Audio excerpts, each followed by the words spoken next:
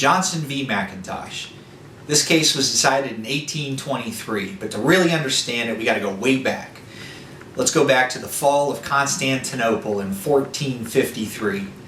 The land route between Asia and Europe has been severed, and the Europeans are desperately looking for a new route to the east.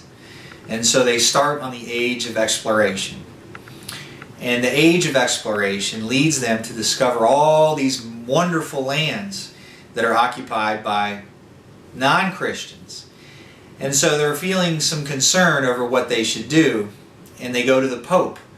And the Pope in the 1400s says, we're going to issue a decree. And the decree is this: you're free to go and conquer these lands, the lands that you discover, and you can keep everything because they're non-Christian. All you have to do is convert them to Christianity and mail some money back to Rome.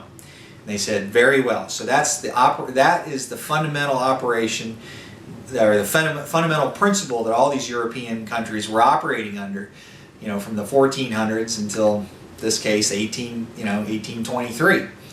And basically, this case involved two parties who were claiming the same land. One had purchased it from the Native Americans, and the other had purchased it from the U.S. government.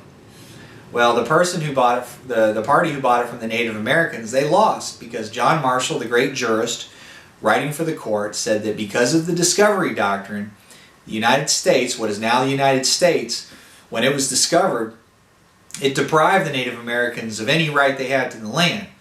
They were mere occupiers, so they had no right to transfer the land to a private individual like that. The only right they had was to deal with the U.S. government.